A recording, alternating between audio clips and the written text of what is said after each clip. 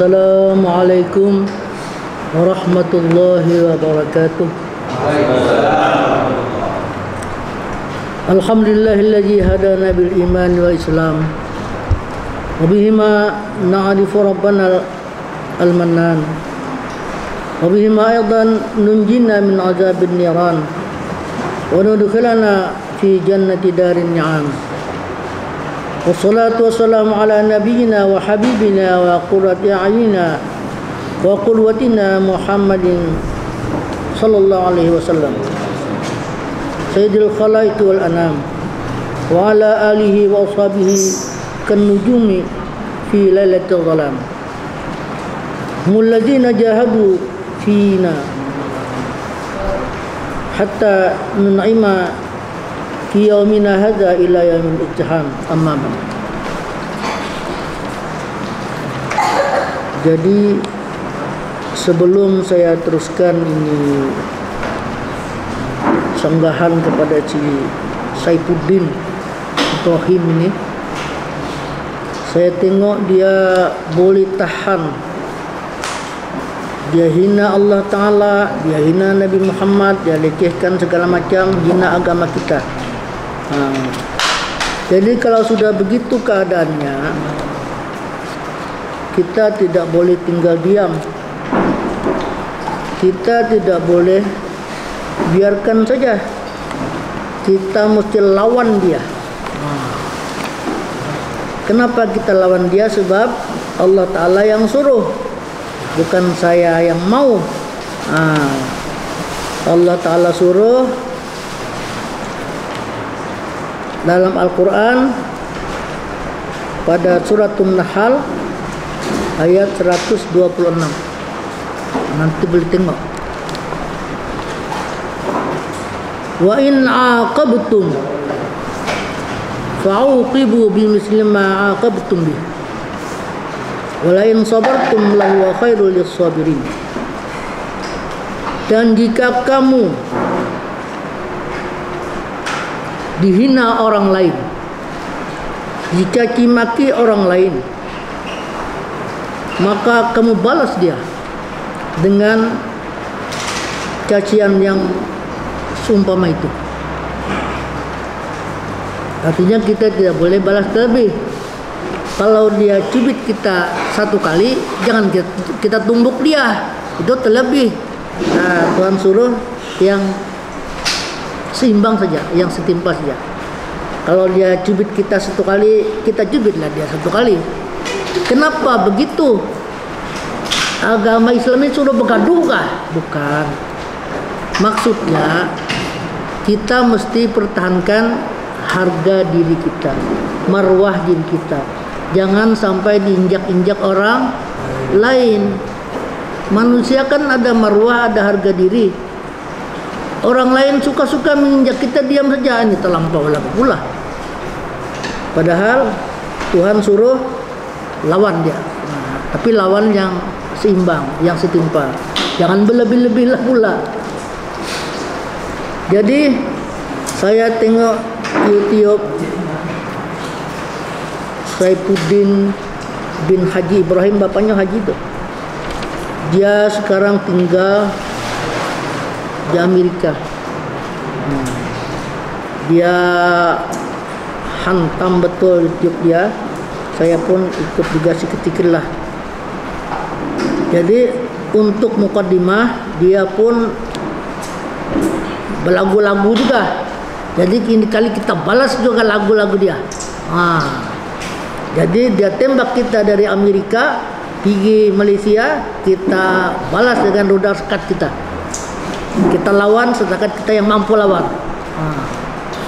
Jadi mukaddimah dia ini lawanan kita. Saya mulai dengan syair. Bismillahirrahmanirrahim. Wahai Saifuddin bin Haji Ibrahim, manusia murtad. Namkan kalau kalah sana murtad. Orang Indonesia yang tinggal di Amerika Syarikat. Saya juga Muhammad Husaini bin Hasan, orang Indonesia yang tinggal di Malaysia, negara umat Islam yang penuh rahmat, nikmat dan berkat. Aku dengar mulut murai yang hebat. Aku dengar kau dengan enjoy, happy, ketawa-ketawa menghina Allah Ta'ala Rabbul Alamin, Sahibur Rahmat, wa ghausunna wal imad, wa anta ya Saifuddin yukhlaq wa yurad. Kau juga hina, olok-olokkan Nabi kami, junjungan kami Nabi Muhammad sallallahu alaihi wasallam, qudwatu umat, pembawa rahmat, pemimpin agung dunia hingga akhirat. Di yaumil mahsyar Rasul kami yang mampu memberikan syafaat sampai nanti kita kepada Allah Ta'ala, Tuhan kita akan melihat. Yakinlah wahai orang mukminin sejagat, hal ini janganlah ragu dan peganglah dengan kuat, karena ini disabdakan oleh Nabi kita Muhammad sallallahu alaihi wasallam. Orang yang tidak pernah bohong dan khianat sepanjang hidup atau hayat. Dan ini sajalah syair muqaddimah saya dari Al-Faqir ila rahmatillahil aziz wal quwat. Semoga kamu Saifuddin dapat taufik dan hidayat hingga kamu di suatu hari nanti akan bertaubat kembali kepada agama Islam yang kita sama-sama bersaudara. Amin ya rabbal alamin. Ini harapan kita. Jadi dia balagu, kita balagu lah, kalaupun tidak sama lagunya, yang penting kita lawan. Saya sudah tengok ini YouTube si Saifuddin ini. Pertama ceritanya saya tidak tahu, tapi satu hari saya ada bincang dengan Cikgu Daud di restoran Al-Falah sana, Maidin. Dia bilang, Ustaz tengok ada YouTube ini Ustaz, makin geram juga ini satu orang ini. Orang mana ini? Orang Indonesia. Sama-sama lah ini, rakyat Jokowi. Jadi saya tengok.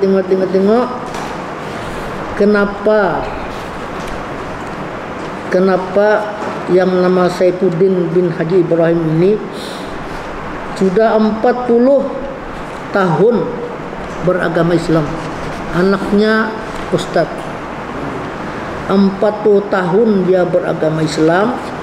Kemudian dia masuk Kristen.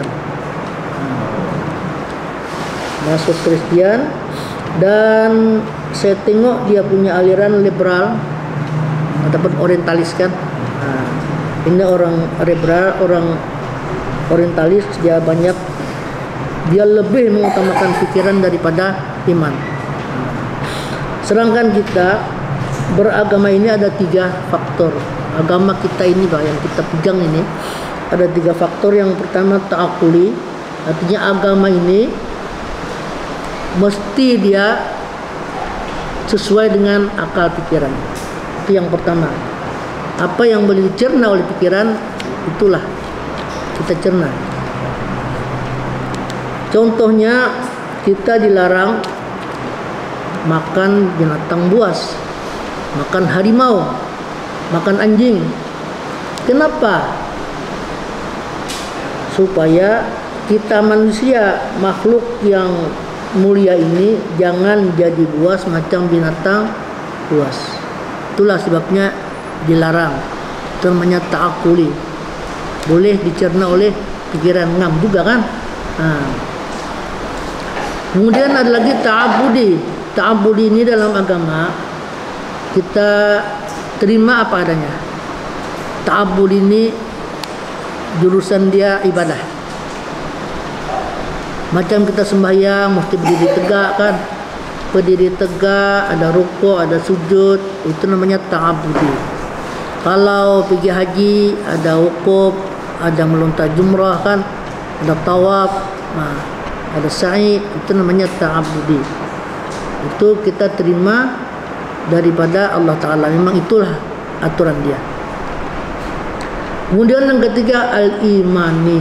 Al-iman ini tidak boleh dicerna oleh pikiran.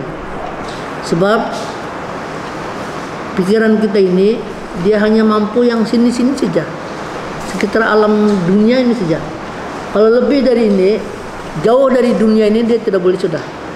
Itu namanya iman yang punya urusan. Macam tidak payah luar dunia lah. Macam di dunia ini saja, kita kalau tengok pergi pantai kan, kadang-kadang air naik, tinggilah itu air, pas ada pasang naik, kadang-kadang pasang surut, turunlah dia. Itu sudah tidak boleh dipikir itu. Kepala kita ini tidak boleh pikir, sudah pecah ini kepala kita pikir itu. Paham apa yang boleh paham satu laut tuh? Dari mana made and pump dia? Satu laut boleh naik air begini? Kalau tidak kuasa Allah Ta'ala, kan? Itu namanya iman yang menerima dia. Lain tidak boleh. Itu baru yang di sini. Jadi masalah iman ini yang menerima adalah hati, tidak lain itu. Hanyalah hati yang menerima. Sebab pikiran kita sudah tidak mampu. Pikiran kita ini makhluk. Makhluk itu sifatnya lemah. Dia tidak ada kuasa apa-apa. Sebab dia makhluk. Dia tidak mampu memikirkan yang lebih daripada yang nyata. Kemudian saya tengok si Saifuddin ini, dia belajar agama. Dia bilang dia pernah jadi guru agama mengajar tafsir. Saya tengok bukan tafsir yang diajar. Kalau tafsir yang diajar, mesti dia tidak mentafsirkan Al-Quran dengan secara harfiah, secara literik. Ini dia tafsirkan Quran hantam saja. Saya contohkan lah. Ada ayat Quran, dia baca. Tuhan kata, wa im minkum illa wariduha kana ala rabbika hatman maqdiya summa nunajjil ladzina taqaw wa nazaru zalimina jikiya. Ini surah Maryam ayat 71 sampai 72. Maknanya begini, wa im minkum, dan tidak ada daripada kamu. Kamu ini siapa sajalah, orang Islam kafir kah, kamulah semua. Illa wariduha, terkecuali datang. Dia mana wariduha ini masuk neraka? Bukan. Hanya datang saja, datang ke neraka. Jadi semua kita ini sudah ketetapan kana ala rabbika hatman maqdiya, itu sudah ketetapan Tuhan yang menentukan. Semua datang ke neraka buat apa? Untuk dibakar ke sana? Tidak mesti. Macam kita datang pergi ke penjara, kita di penjara kah? Tidak mesti. Barangkali kita tengok-tengok saja, kan? Begitu juga orang mukmin. Semua orang datang pergi neraka. Ikut Daud pun datang pergi neraka. Tapi kata neraka, dia mukmin. Orang mukmin ini neraka boleh cakap dia, sebab dia ada roh. Limpaslah kamu, wahai orang mukmin, limpaslah kamu. Wa nuruka yaqta'ul lahbi, dan imanmu, nur itu bahasanya iman, imanmu akan memadamkan kobaran api saya. Begitu kita mau limpas, api pun sudah mati. Sebab iman ini, iman yang di dada ini kita bawa mati. Nah, itu perlunya zikir yang 160, 63 itu Tuh Haji. Jangan tinggal itu Haji. Susah senang, duit ada tidak ada duit, baca saja itu zikir. Itu wasiat guru saya itu. Guru saya Guru Salon Abdan. Dia 10 tahun di Mekah mengaji wali. Banyak keramat dia. Saya 6 tahun talaki dengan dia, banyak keramat dia. Nah, tapi ini malam kita bahas ini dulu. Jadi orang mukmin limpas juga neraka, tapi api nerakanya padam, tidak ada makna. Kenapa dia boleh padam? Sebab ada iman. Untuk apa? Supaya nanti kita semua di surga akan merasakan nikmat surga yang begitu lebih. Kenapa? Sebab kita dulu pernah menengok orang dalam neraka. Kita sekarang ada di surga. Nikmat lah surga itu, macam kita tinggal di rumah banglo. Kita dulu tadi siang kita tengok penjara. Ya Allah, susahnya orang di penjara. Sekarang aku tinggal di rumah banglo. Dalam bilik ada aircon semuanya.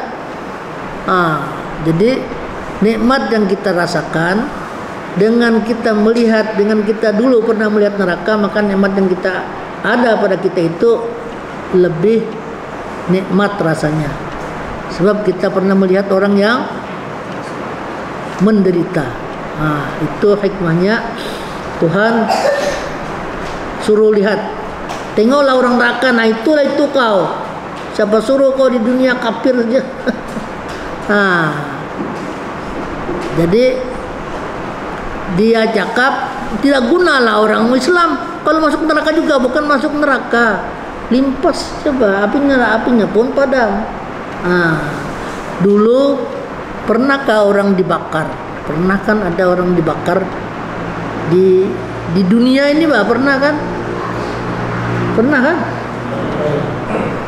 Zaman Namrud ini orang Mesir, raja yang mengaku Tuhan.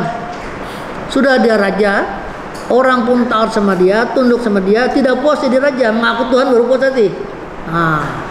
Datanglah Nabiullah Ibrahim alaihissalam. Dia dakwah Namrud, kau tidak ngamlah akun raja, kau tuh macam saya juga, makhluk yang diciptakan oleh Allah Ta'ala. Dibilang kurang asam di satu ini. Tangkap dia. Jadi macam mana? Orang Mesir, kau cari kayu besok. Cari kayu orang Mesir, hari-hari 1 bulan cari kayu. Ambillah nipah segala macam, kumpul macam 1 bulan. Macam gunung sudah, bukan lagi macam bukit tu kayu. Satu negara mencari kayu. Jadi jumpa orang Nabi Ibrahim, kau tahukah yang orang mencari kayu hari-hari ini, Pak? Untuk apa? Untuk bakar kamu lah. Nabi Ibrahim, biarlah, Pak. Saya ini kan berdakwah dengan Raja Namrud yang mengaku Tuhan itu, disuruh Allah Ta'ala. Kemudian Namrud mau bakar saya, tidak payahlah saya sibuk, kan? Dia bilang, ya'lamu hali kafa min su'ali. Wahai Tuhan, kau tahu keadaan saya ini mau dibakar sebab saya mendakwah Namrud, dia marah sama saya. Tidak payahlah saya minta, saya terpulang kau lah. Sampai harinya, mana si Ibrahim, kata si Namrud. Itu dia sana, lari ke dia, mana ada lari. Sudah tuh kasih marak api. Begitu besar itu api, burung melimpas di atas, jatuh dia. Terlampau besar. 1 bulan, bayangkan orang satu negara mencari kayu, dibakar hari itu. Mana si Ibrahim, mainnya Ibrahim. Umpan dia, tidak boleh. Pasal api besar kan, baru umpan ini. Dia pun kepanasan dia mau umpan. Kemana ini? Jadi datang iblis. Iblis itu pun kacau juga. Datang iblis macam orang tua. Ini kumpul di sini. Dia bilang kan si iblis. Jadi ini, Pak, orang tua. Kami ini mau membakar si Ibrahim, tapi kami tidak boleh berdekat tu api, terlampau besar. Kami pun macam mau terbakar juga. Begini dia bilang, kau bikin tiang tinggi begini, kau simpan tali. Kau bikin macam ayunan, nanti kau tarik sini sampai sana, kau lepas dia. Termasuk tu dia api. Macam betul pula. Jadi bikin tiang, simpan tali, tarik sini kuat-kuat, pak, umpan Nabi Ibrahim jatuh di tengah. Posati sudah siang berkuih, dia bilang, ini Khalil lah kau Ibrahim, bukan lagi kau jadi arang, jadi abu sudah ini. Besoknya pagi, istananya tinggi, tengok, apa itu? Arang itu bergerak-gerak, rupanya Nabi Ibrahim masih hidup. Kurang asam, dia bilang, hidup rupanya sekawan nih. Anaknya beriman. Dia tahu anaknya beriman, dia bilang, amantu bi Rabbi Ibrahim. Bapak, aku percaya, aku beriman kepada Tuhan Nabi Ibrahim. Kau juga beriman. Panggil Al-Ghadul, bunuh. Pak, bunuhnya, dia raja, suka. Jadi yang masalah dibakar ini, di dunia pun sudah ada orang dibakar tidak terbakar, apalagi akhirat. Yang penting kita ada iman. Iman ini penting kita jaga. Jangan sampai iman terlepas nanti waktu mau sakaratul maut. Ada dulu saya pernah di Jawa. Dulu Cigo saya di Jawa, ada orang mau meninggal dunia, perempuan. Dia cakap 1 ringgit, 2 ringgit. 1 ringgit, 2 ringgit. Jadi datanglah tukang talqin. Makcik, ucapkanlah la ilaha illallah. Tidak peduli, RM1, RM2, RM1, RM2. Oh, mati. Jadi ada orang tanya suaminya, ini kau punya istri, sembahyang tak sembahyang? Puasa. Jadi kenapa mau mati begini? Ringgit-ringgit ini. Dia bilang, aku punya bini ini kuat membungakan duit. Apa kalau sana itu rentenir. Kalau orang berhutang RM1 bayar RM1,50. Kalau orang berhutang 100 bayar 150. Itu. Jadi siuk dah mengira yang ringgit-ringgit itu lah, yang interest-interestnya itu. Sampai mau mati itulah yang dikiranya. Kita tidak mau. Kita mati mesti dalam iman. Kemudian ini si Saifuddin ini saya tengok dia tidak pernah belajar talaki. Talaki ini berdepan dengan guru kan. Macam yang dilakukan oleh para sahabat dengan Rasulullah. Nabi itu lepas sembahyang subuh duduk, dia kalau di Madinah itu kan di sebelah mimbar itu dia duduk. Kemudian sahabat tuh buat hilqah. Kalau orang tabligh namanya halaqah kan tuh, babulat begini. Itu duduk cara sahabat. Kemudian si Aisyah di belakang dia. Sama juga dia mengaji juga dengan Nabi. Jadi kalau ada masalah, kalau kita ada guru, boleh kita tanya dengan guru. Boleh guru kasih bayan, kasih keterangan kepada kita. Ini si kawan ini, dia tidak belajar talaki dengan guru. Dia hanya baca terjemah saja. Banyakkan Quran terjemah tuh, bacalah itu. Yang menterjemah oke lah kau, tapi yang menterjemah bukan dia kasih terang. Dia hantam saja. Yang penting dia tulis, dia boleh cetak, dia dapat duit. Jadi itulah yang diajarkan di sekolah dia. Dia bilang dia pernah jadi guru di pesantren, tapi bukan guru tafsir, guru terjemah saja. Tafsir ini bukan senang. Orang belajar tafsir ini bukan senang. Pertama mesti menguasai ilmu sharaf. Ilmu sharaf itu ilmu untuk memutarbalikkan kalimat bahasa Arab. Satu kalimat nanti jadi 64 kalimat. Satu dia pecah jadi banyak. Itu ilmu sharaf. Kalau dulu saya belajar Darussalam ada 4 jilid itu, 4 buku dasar daripada mengenal huruf illat, mengenal bina, terus fa'ala, fi'il madhi, mufrad, muzakkar, ghaib, maknanya telah membuat seorang laki-laki. Kalau panjang lagi fa'ala, ada kan panjang di belakangnya ada alif, itu menunjukkan dia tasniyah, kalimat 2 berganda. Fil manditasnya muzakar ghaib, telah membuat dua orang laki-laki itu Pak. Sampai pecah dia banyak, fa'ala fa'alu fa'alat fa'alta fa'alna fa'alta sampai habis 4 juzu. Fa'ala, tafa'ala, infa'ala, istaf'ala, semua makna tidak sama itu. Ziyadatul huruf tadullu ala ziyadatil makna. Kalau huruf kalimat itu bertambah, maknanya pun bertambah. Tidak boleh fa'ala membikin, tafa'ala membikin juga mana boleh. Mesti lain. Fa'ala kan fa'ala saja. Kalau tafa'ala ada tapa lagi, ada ala lagi, lain makna tuh. Jadi itulah gunanya orang belajar bahasa Arab. Kemudian sudah habis yang tasrif itu, belajar lagi kitab bahasa Arab untuk merangkai kalimat maksud. Nama dia syarat maksud ataupun kailani ataupun matan bina ataupun Syekh Khalid. Semua itu ilmu bahasa Arab untuk merangkai kalimat. Baru belajar nahwu, belajar jurmiyah, al-kalamu wal lafzul murakkabul mufidu bil waqi wa aqsamuhu salah satu ismun wa fi'lun harfun ja'a li makna. Itu baru mengenal kalimat bahasa Arab. Bukan boleh belajar jurmiyah begitu-begitu saja, mesti pandai. Mana boleh belajar nyawa ikan, ini bukan tafsir kita botak Pak. Itu betul ulang. Sekarang ambil tafsir satu kali.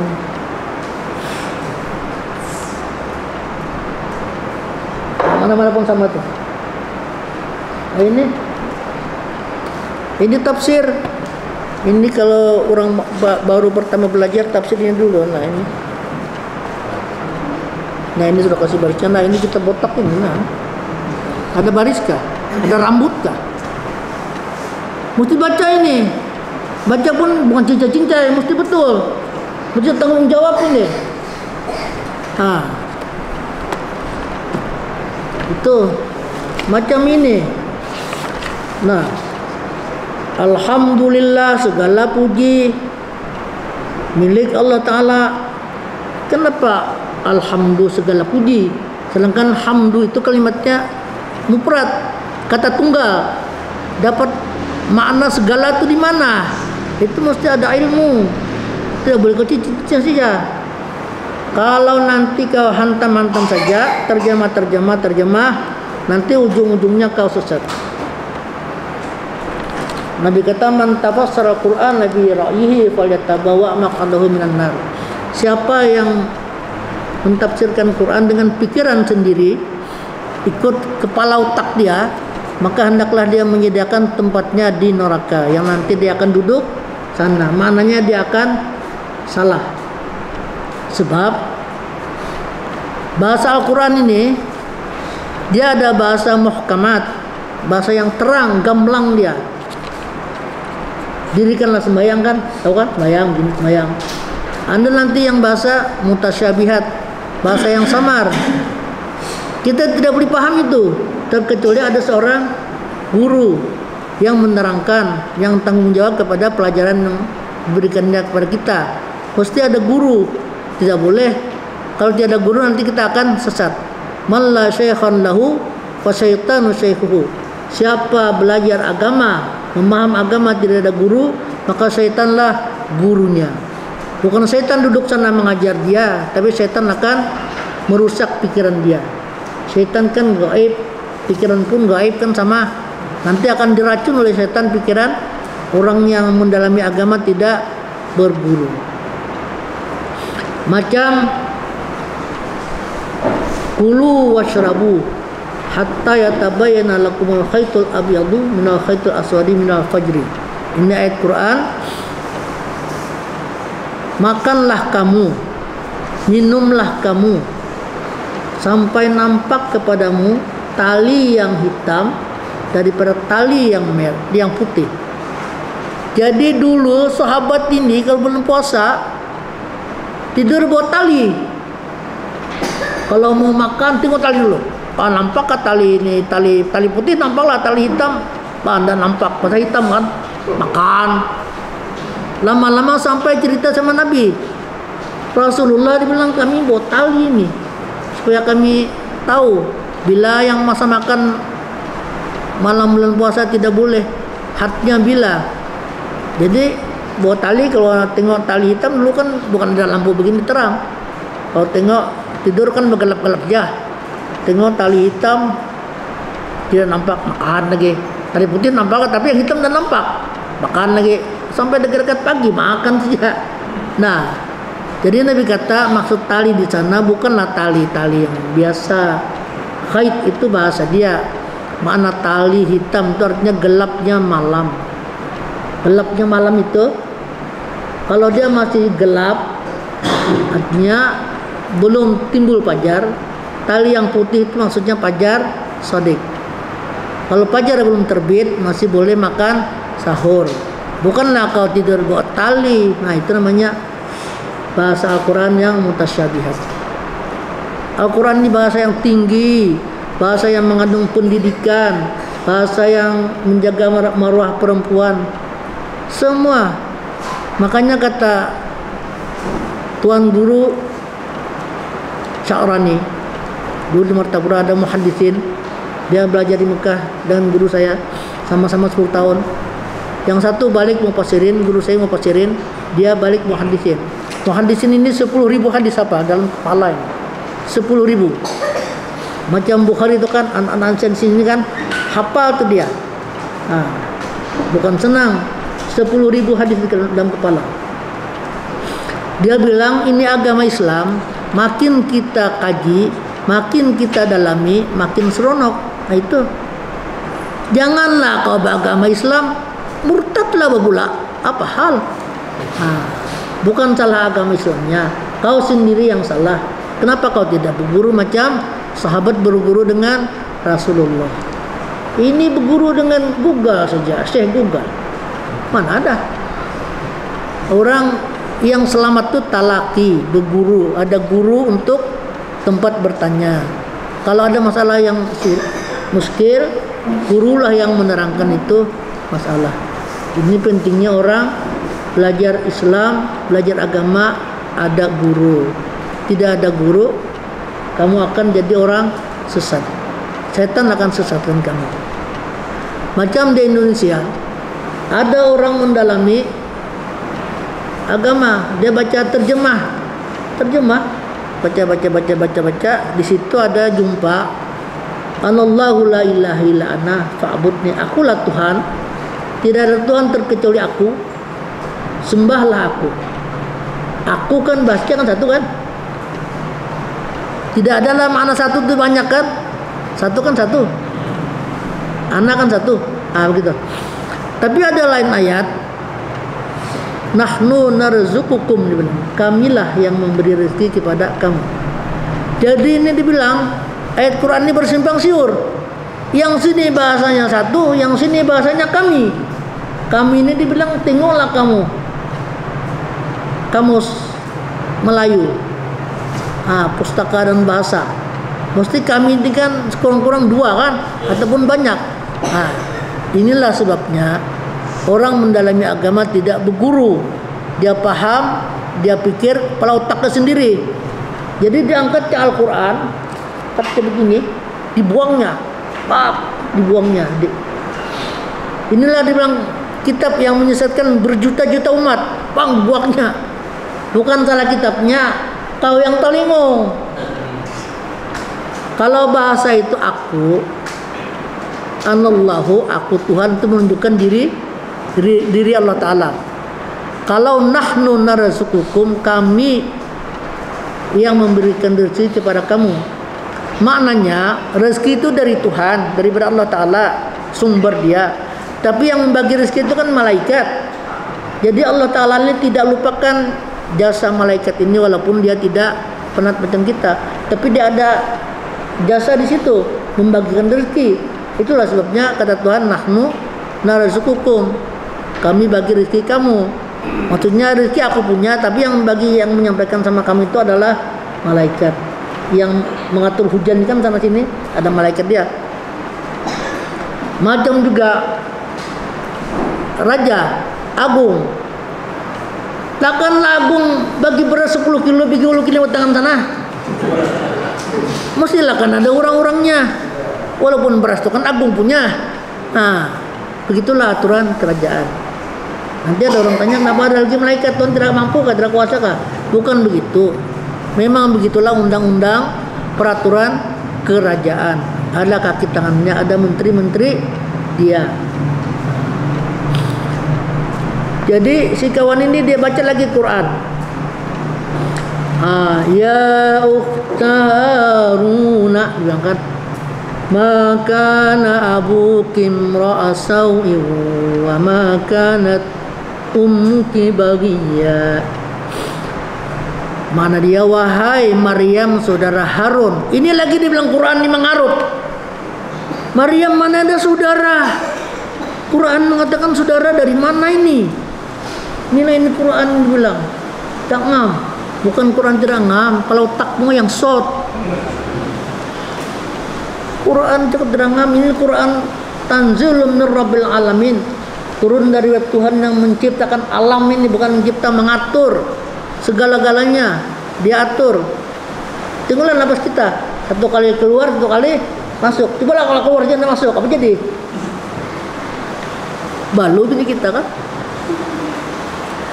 Di situ zaman Siti Maryam ada seorang yang soleh namanya Harun. Jadi Siti Maryam ini pun orang yang solihah, orang wali. Jadi Tuhan kata, ya ukhta Harun, wahai saudara Harun. Maryam saudara Harun. Bukan makna saudara kandung, makna saudara seiman, saudara seakidah. Bukanlah maknanya saudara itu semua pun saudara kandung. Macam innamal mu'minuna ikhwatun, orang mukmin itu saudara kandung lah. Mana ada saudara seagama. Jadi dia tidak paham itu asbabun nuzul itu kalimat. Al-Quran ini memang makin belajar makin seronok dia. Dengan perempuan Allah Ta'ala jaga perasaan perempuan.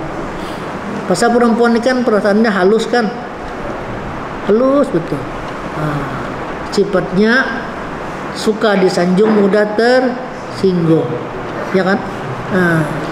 Kalau kita puji, wah sedap masakanmu hari ini, tidak ada itu bang, hanya kebetulan saja. Tapi kalau kita cakap, masin betul macam air laut masakanmu, terus dia pergi bilik, menangis dia di tempat tidur. Itulah perempuan. Jadi ada perempuan yang mengurat anak asuh dia. Ini budaknya dipelihara, kecil lagi umur 12 tahun. Pelihara. Lama-lama umur 25 tahun, bujang sudah. Dulu sudah comel. Lama-lama yang semboy. Jatuh cintalah dia. Kebetulan pula suami tidak boleh apa-apa, burung tidak terbang. Terbang tidak boleh. Tongkat ali pun banyak, tongkat ali sudah, tongkat penungkatnya juga terbang. Jadi ada laki-laki di rumahnya, walaupun dulu kan dipelihara. Saya cerita Nabi Yusuf lah kan. Nabi Yusuf ini dibuang saudara dia sebab ada dengki, ada perasaan tidak suka. Bapaknya sangat sayang kepada Nabi Allah Yusuf alaihissalam, macam nampak kesayangan bapak itu sama Nabi Yusuf. Jadi saudaranya pun ada timbul perasaan dengki.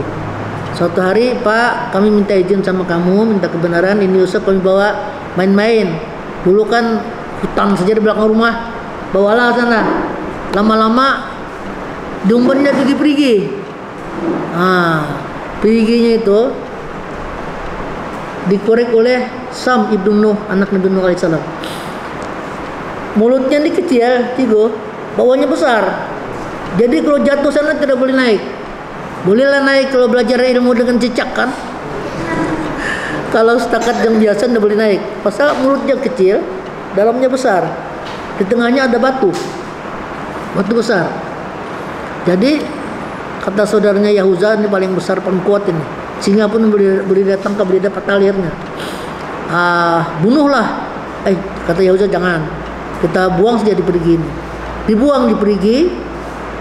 Kata Allah Ta'ala, Jibril, tangkap, sambut Nabi Yusuf. Kalau dah kau sambut, pecah itu, hancur itu.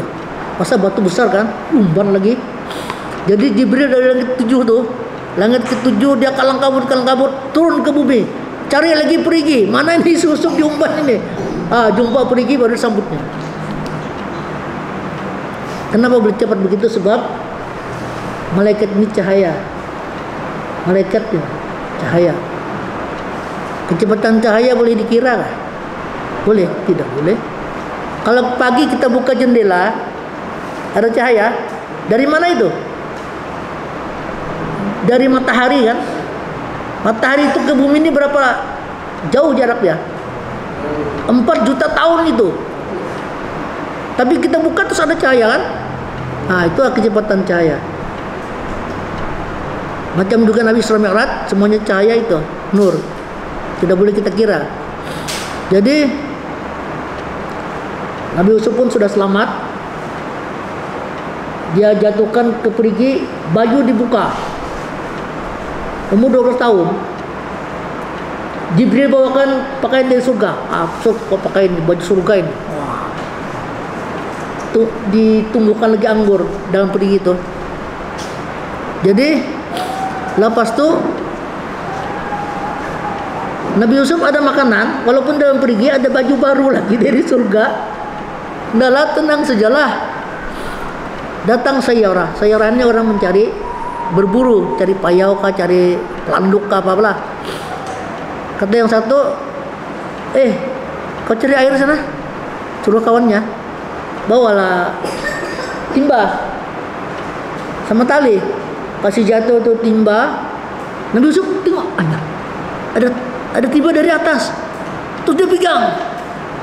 Heran dia, kenapa ini timba yang ringan berat jadinya? Tarik sajalah, tarik rupanya orang. Nabi Yusuf. Terus dia mau pakat-pakat, dia bilang mau kita jual. Duit ini. Orang dulu tuh kan ada cerita hamba abdi. Hamba abdi ini orang diculik kah, kalau dia jual dia dapat duit. Yang dijual itu jadi hamba abdi, jadi jariah.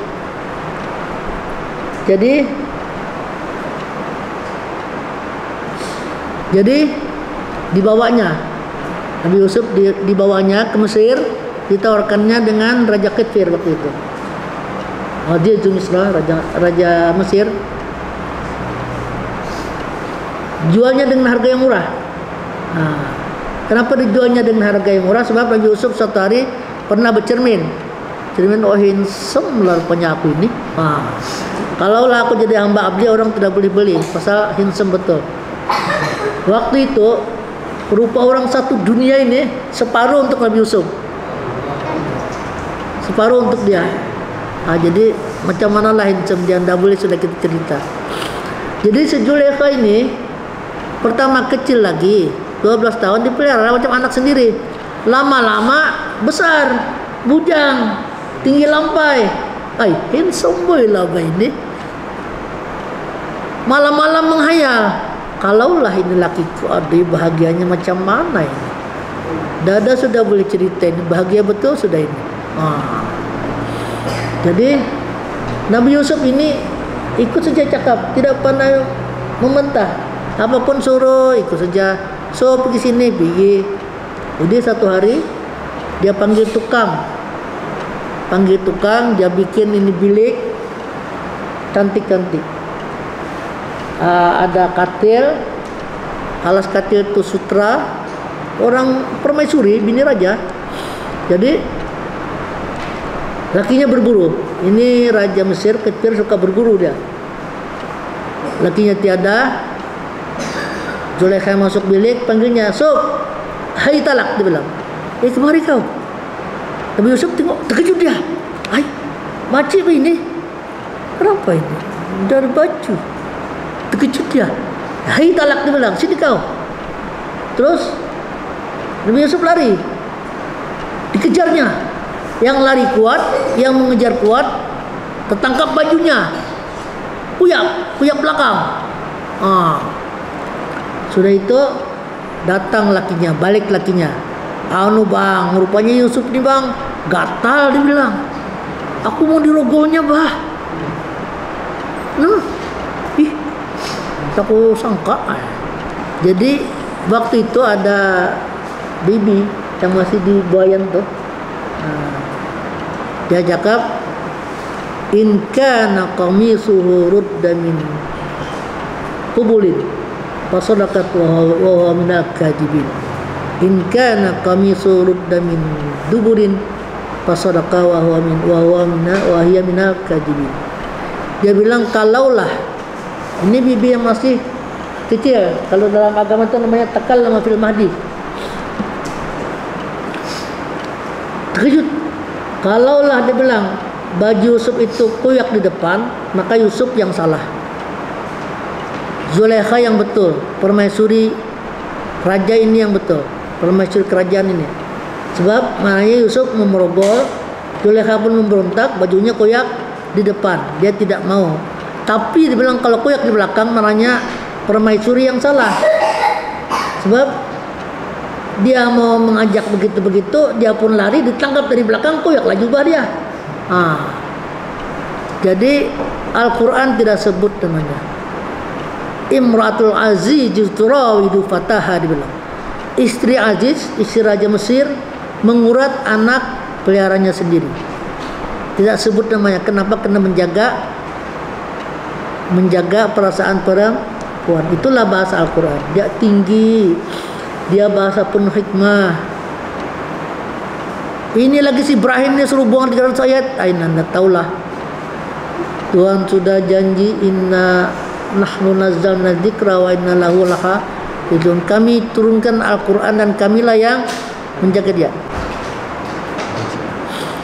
Ini Al-Quran bahasanya memang tinggi. Itulah perlunya di sekolah sini belajar sorab, belajar nahu. Nanti kalau sudah masanya buka tafsir begini. Nah, buka tafsir begini. Nah, ini tafsir kitab Mutab. Nah, ini ada kawan saya, dia lulusan Jordan, dia ijazah Jordan, dia bagi saya 50 buku tafsir ini. Ini kalau orang pertama belajar tafsir, mesti belajar kitab Jalalain ini. Nah, ini. Imam Jalalain, Imam Jalaluddin As-Suyuti dan Jalaluddin Al-Mahalli yang tulis ini kitab. Kenapa orang pertama belajar tafsir perlu kitab ini? Sebab ini kitab banyak membicarakan nahu dan sorab. Ini Al-Quran bukan tuh kebaca baca mana ada, bahasanya tinggi, bahasanya ada muhkamat, mutasyabihat, ada mengandung pengertian, bukan bahasa langsung. Nah, kulu warau an'amakum, Tuhan kata, makanlah kamu, maksudnya makan minum lah kan, takkanlah makan saja, dan pelihara ternakmu. Apa bahasa itu? Kenapa tak bikin ternak? Ayat depan kan makan, jaga ternakmu, gitu kan? Kenapa tak bikin ternak ujungnya? Mananya kalau kita kerja, mestilah ada sarapan pagi supaya kerja pun tidak lemas kan? Ada isi perut. Nah, itu bahasa Al-Quran, bahasa tinggi. Orang mau lecehkan dia tidak boleh. Ini tanzilun mir rabbil alamin, turun daripada Tuhan yang memiliki alam. Kalau Quran cerita apa saja mesti ada bukti, mesti ada. Al-Quran cerita Ashabul Kahfi, ada di Yaman, guanya, bukitnya pun ada, Bukit Khimar, ada di Yaman sana. Orangnya pun ada yang menghuni itu gua, yang tidur 309 tahun. Bukan Quran itu dongeng. Quran ini bukti nyata, sebab turun dari Tuhan yang punya alam, yang menjadikan kita. Laki-laki boleh kawin 4, perempuan tidak boleh kawin 4. Kenapa itu? Sebab laki-laki ini tidak ada haid dia. Bila-bila masa kalau mau start saja kan, terus jalan. Kalau perempuan ada masa haid dia kan, Nah, mau runding, dah boleh lah bang. Padang licap. Nah, jadi kalau ada yang sana, bolehlah pergi sana kan. Nah, itu namanya Tuhan mengetahui, Allah Ta'ala mengetahui keadaan laki-laki. Dan lagi, kalau laki-laki kawin 4, Allah takdirkan 4-nya hamil semua, boleh tahan lah si awam nih kan. 4 hamil semua. Nanti 4 itu melahirkan anak yang 4 itu, panggil laki-laki yang 1 tuh siapa? Tetap dipanggil bapak kan. 4 tuh anaknya tetap panggil bapak. Laki-laki yang 1 tuh. Coba kalau perempuan lakinya 4 malah hamil melahirkan, binnya siapa? Kata yang 1, bukan anakku ini. Tengoklah telinganya, bukan macam telinga aku, macam telingamu, dia bilang. Kata yang 1, bukan juga aku ini. Makanya kau punya yang jadi ini, terus hidungmu ini. Nah, nanti yang 1 lagi, kata yang 1, bukan ini hitam nih budak nih, aku ini putih. Mengkali yang punya kau yang jadi ini. Nah, jadi bin orang ramai, tersalsul jadinya. Nah, itulah Tuhan atur. Perempuan hanya boleh kawin 1, laki-laki boleh 4. Dan laki-laki ini kalau dia 4 tuh gagah juga dia kan. Oh, itu terasa tuh laki-lakinya kan. Jadi itulah Al-Quran saya singgung sedikit. Kemudian Al-Quran mendidik manusia supaya mengenang budi. Ada pendidikan supaya manusia mengenang budi. Kita tahu bahwasanya Nabiullah Musa alaihissalam ini zaman Fir'aun. Fir'aun ini pun raja yang sangat zalim. Sangat zalim. Ini Fir'aun boleh tahan. Kalau dia melawat kampung kan, Tuan Haji, ada perempuan cantik. Siapa itu? Ngam-ngam ditanya lakinya. Raja, bini saya. Oh, kau punya bini kah? Iya, aku punya. Kau tidak mau kasih saya? Raja ambillah. Dalam hatinya, biarlah. Aku sudah dapat perawannya. Kau jumpa jandanya, dapat. Perempuan lain masih banyak. Tangkap bawa pergi sana. Inilah Fir'aun. Tidak ada peduli. Jadi satu hari Fir'aun ini, satu malam dia bermimpi. Mimpi satu pokok kecil tumbuh di tengah-tengah padang pasir yang sangat luas. Kemudian pokok itu membesar, besar, sehingga gurun Sahara, padang yang luas itu naung oleh pokok itu. Terkejut dia. Pagi dipanggilnya Bomo.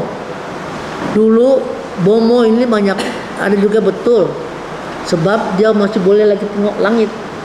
Tinggal Lahul Mahfuz. Lahul Mahfuz ini tulisan Tuan Haji. Si Ano nanti dapat jodoh si Ano. Hari ini dia ada dapat rezeki. Macam-macam tulisan. Jadi jin ini, setan ini boleh tengok dia. Oh, si Ano begini nanti di Mesir. Oh, ini pokok ini mananya nih, nanti ada laki-laki yang lahir di sini, membesar, dan dia akan runtuhkan kerajaan Fir'aun.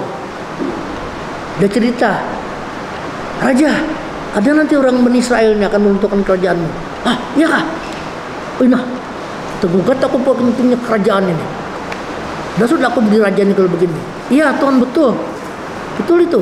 Saya sudah tinggal Lahul Mahfuz, bilang sudah curi-curi pandang kan. Jadi waktu itu mana laki-laki tidak boleh kumpul sama bininya. Buatkan tempat, laki-laki kumpul semua. Kerjalah, tapi kalau malam mesti tidur sana. Buatkan tempat, jahat betul kan. Orang ada bini, dibuatkan tempat pula. Suruh tidur pisah bini. Takut nanti ada laki-laki yang lahir yang akan meruntuhkan kerajaan Fir'aun. Jadi 4 tahun lamanya laki-laki sana puasa. Dah lah tak jumpa-jumpa cikgu. Satu hari mama Nabi Musa ini rindu dengan bapak Nabi Musa. Mamanya yang rindu. Jadi jumpa-jumpa tak jumpa lah bah, orang rindu-rindu. Kemudian dia hamil. Dia takut melahirkan di kerajaan Firaun, di bandar sanalah. Jadi dia pergi ulu sungainya. Situlah dia melahirkan dengan anaknya Nabiullah Musa alaihissalam. Sudah lahir Nabiullah Musa alaihissalam. Hari-hari orang checking, ketuk pintu, "Makcik, dia ada baby kan makcik?" "Oh, dah ada," dia bilang. Tapi hari-hari pening juga dia. Hari-hari orang cek baby, kalau ada bunuhnya tuh. Sebab nanti kan akan meruntuhkan kerajaan Firaun. Jadi satu hari datang lagi polis Firaun. "Makcik, macam ada baby sini?" "Dah ada," dia bilang. Terus kasih masuknya tandur ni untuk macam pau tuh. Kasih masuk sana. Bilang, "Padulilah. Matilah daripada mati dibunuh askar Firaun." Dia bilang, polis Firaun bagus mati situ saja, mati dalam bakaran roti.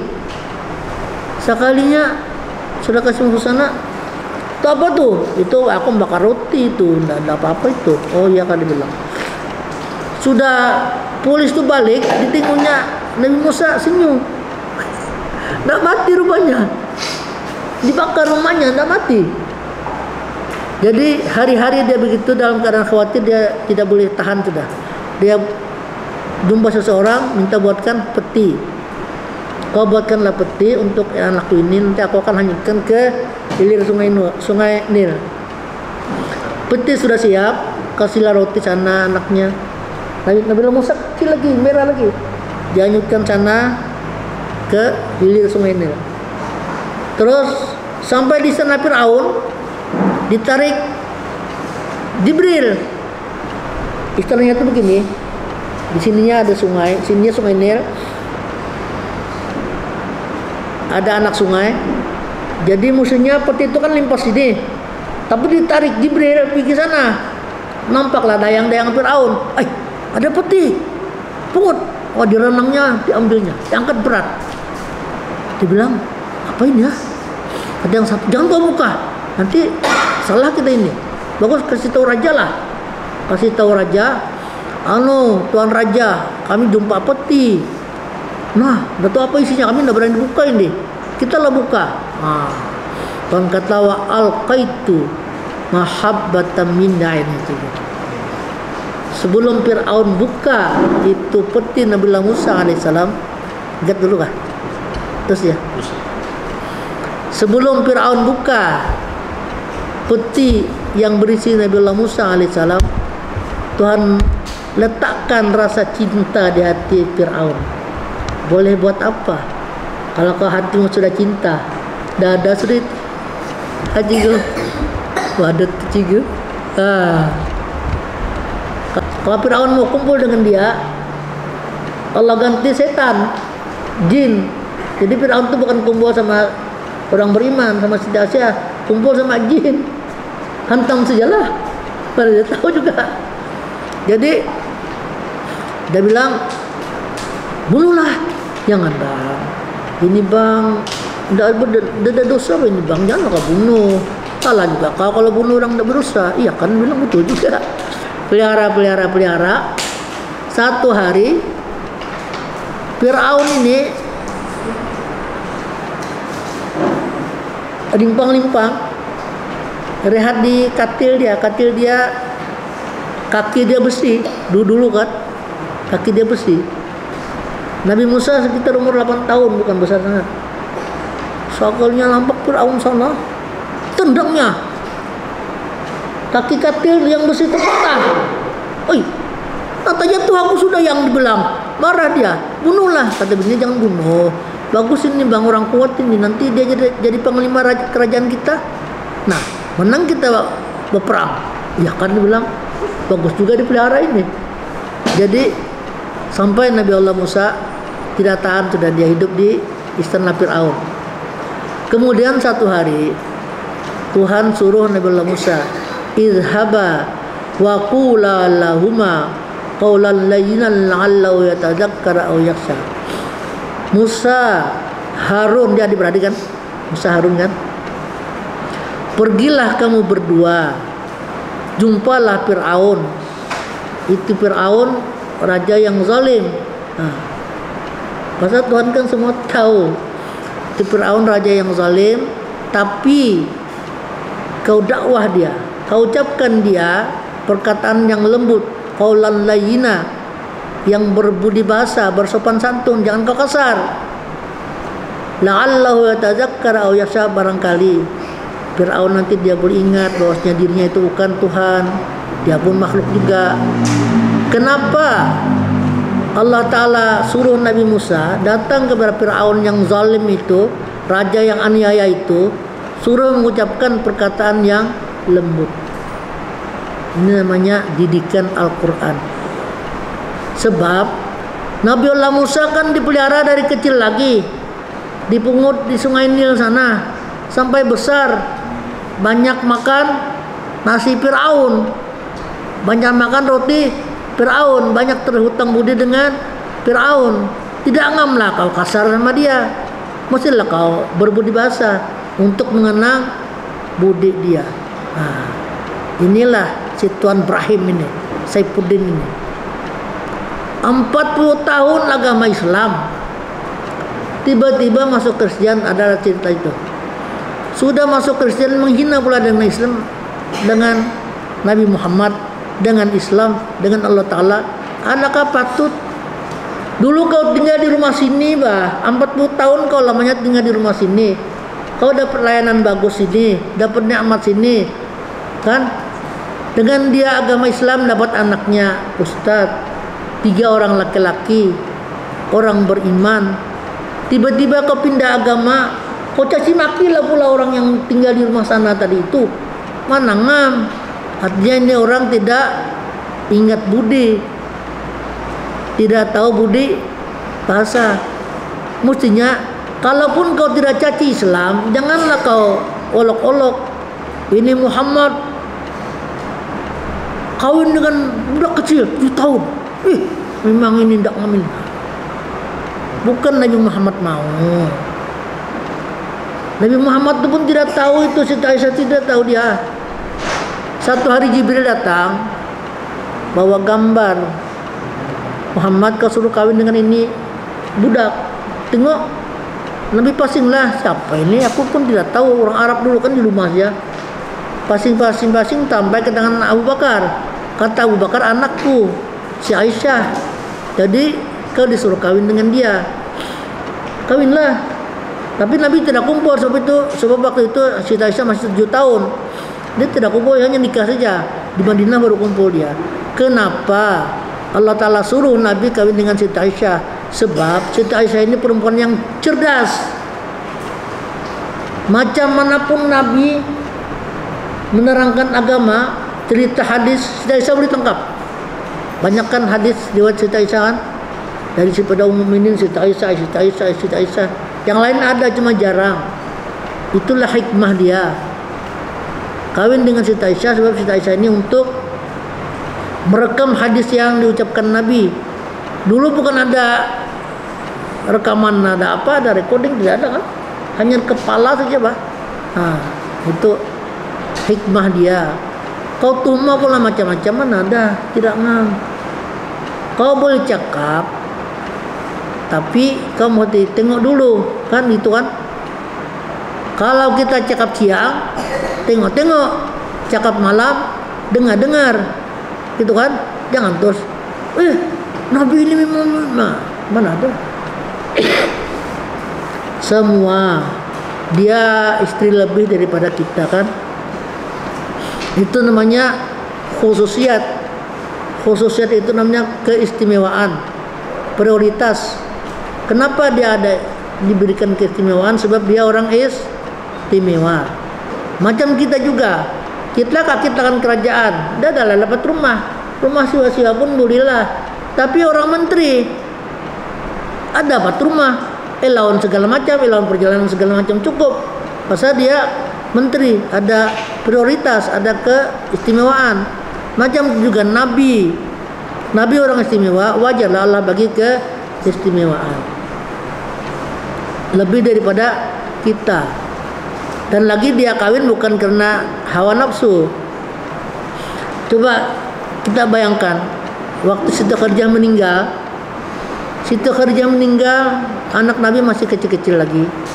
Sahabat surkan Rasulullah, baguslah kawin dengan Saudah, perempuan umur 50 tahun. Kalau Nabi itu kawin karena hawa nafsu, takkan memilih yang 50, apa saja bikin 50 bah. Tapi Nabi ikut. Akhirnya Nabi kata, aku kawin dengan Saudah sebab Saudah ini perempuan yang penyayang. Nanti anak-anakmu boleh terjaga oleh Saudah. Itu. Ini orang tidak tahu cakap itu cakap ini tidak apalah. Kau punya tahulah, tapi jangan cakap sembarang cakap. Kamu mesti tengok dulu apakah patut dicakap atau tidak patut dicakap. Ini macam-macam. Nabi Isra Mi'raj lagi. Daripada Masjidil Haram Masjidil Aqsa, waktu yang sekejap. Tidak ada oksigen, hancurin kulit Nabi. Tinggal tulang itu Nabi. Itu namanya kau tidak paham. Satu profesor Jerman ini, dia pakar ilmu astronomi, nama dia Abdul Salam. Dia bilang, saya sudah lama masuk Islam, cuma yang jadi pikiran saya, yang masih saya tidak begitu terang pasal Nabi Isra ini bah dibilang. Masjidil Haram itu kan jauh, 2 bulan itu baru sampai Masjid Aqsa, tapi dia boleh tempuh dengan begitu cepat. Jadi ada satu orang di bawahnya jumpa arwah almarhum guru Zaini, guru sekumpul. Datanglah si Jerman ini, dia belajar di Jakarta, dia pandai bahasa Indonesia. Jadi satu tuan guru dibilang yang menjadi muskil kepala saya, Nabi Mi'raj nih bah, Nabi Isra nih bah. Jadi macam mana waktu itu belum ada peralatan canggih, tapi Nabi boleh tempuh dan begitu laju. Apa kata Rasul Zaini? Bahasa dia, Subhanallazi asra bi 'abdi. Maha suci Tuhan yang menjalankan, maknanya Nabi bukan jalan sendiri, Allah Taala yang jalankan. Bi 'abdi dengan hamba. Hamba di sini bukan mana hamba macam kita lah, ada batang tubuh begini, ada hidung, ada kepala. Hamba di sini sudah berubah, dia kedudukan dia menjadi nur, cahaya. Jadi dia berjalan dari Masjidil Haram ke Masjid Aqsa, itu kecepatan cahaya yang dia tempuh. Bukan badan begini, kecepatan cahaya. Jibril pun sudah nur, cahaya kan. Jibril, Mikail yang bawa Nabi itu, buraknya pun cahaya. Jadi semuanya berjalan seiring dengan laju. Itulah orang musyrikin Mekah tanya, Muhammad, bilang kau dari Masjidil Aqsa, berapa pintu? Datang Jibril, ini, pintunya Nabi kata begini-begini. Semua pun boleh tahu. Sebab itu kuasa Allah Ta'ala, tidak mustahil. Saya cerita segera. Masih ada lagi? Masih boleh? 8 menit. Oke lah. Saya cerita masalah terbang-terbangnya. Artinya makhluk siapapun kalau ngam dia boleh terbang. Dulu di Masjid Simsim mana? Tunjuk Simsim lah Pak. Dulu kan rumah orang gila sana. Saya pun tidak pernah jumpa juga rumah orang gilanya. Jadi di situ ada budak umur 12 tahun. Malam-malam dijumpa jin. Jin ini minta kawan terbang. Jin nih minta kawan terbang. Rupanya dia mau juga berkawan-kawan sama manusia. Oke lah, kau ikut saya terbang. Cuman habis ikut lah kau sini belakang nih. Habis ikut lah sini belakang. Terbang nanti nampaklah Pulau Numuyan, Pulau Berhala. Syuk lah. Besok malam datang lagi. Jadi malam-malam datang minta kawan terbang. Jadi budak ini penat dia, mengadu dengan arwah Haji Sulaiman, orang Banjar, meninggal sudah lah. Tuan Haji, macam mana aku ini Tuan Haji? Ini jin malam-malam bawa saya terbang, penat saya tidak mau pun susah juga. Kata Haji Sulaiman, begini kau minta duit kau sama dia. boleh aku ikut kamu tapi aku bagi duit. Berapa? 50 ringgit. Nah, iyalah, kamu bawa saya terbang ini malam, boleh. Bagi saya duit, kalau duit nggak ada. Nah, kan? No money, no talk kan? Jadi hilang itu jin.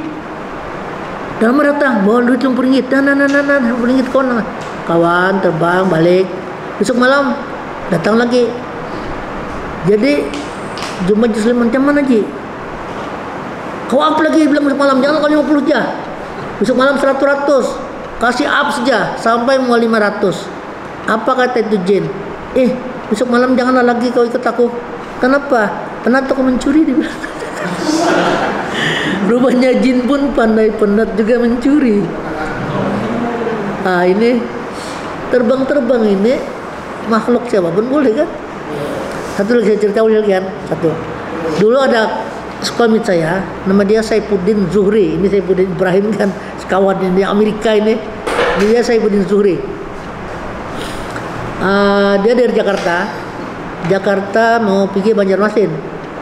Naik Garuda. Indonesia kan ada Garuda kan? Nah, lepas itu tiket sudah oke, semua oke. Rusak. Garuda aja kapal terbangnya rusak. Jadi dia passing pergi kapal terbang Pertamina, perusahaan tambang minyak nasional Indonesia punya. Jadi naiklah kapal terbang Pertamina, kapal terbang swasta lah.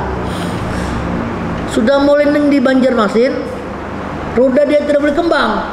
Nah, pilot, macam mana ini? Habis lagi kita nih, satu kapal mati nih kalau begini. Jadi yang pramugari itu berdekat sama Ustadz. Pasal Ustadz yang Saifuddin ini pakai kain saja. Orang mertaburan begitu. Dia pergi Jakarta kah bagaimana pakai kain kain sarung. Jadi maunya ini macam orang alim ini boleh nih. Jadi dia bilang, Tuan Guru doalah apa-apa saja untuk keselamatan kita. Kalau enggak habislah kita mati. Ini kapal terbang mau habis minyak. Sudah lama sudah pusing. Pas itu apa dia cakap? Okelah. Dia panggil ya Syekh Zaini bin Abdul Ghani, Aghithna, ini bahasa tarikat. Aghithna, tolonglah kami. Wahai Syekh Zain Ghani, dia masih hidup. Tolonglah kami. Dah lama datang orang guru Zaini, pakai kain, pakai baju singlet. Jumpa Saifuddin terus pamit saya. Din, minta maafin aku lambat.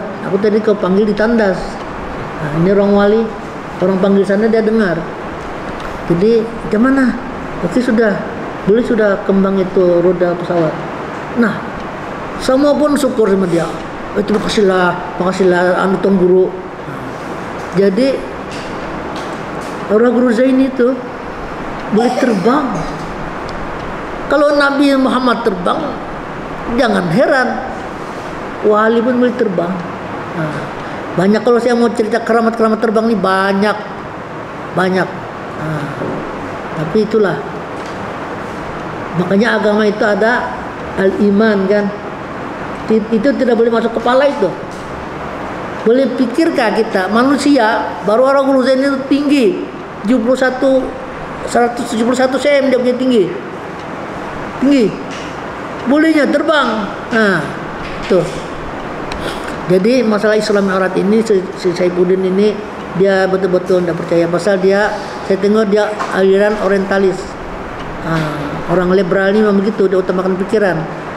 Kita tidak boleh utamakan pikiran. Pikiran kita ini makhluk ini lemah, dia ada batas. Bukan macam kuasa Allah Ta'ala. Kuasa Allah Ta'ala dia ada batas.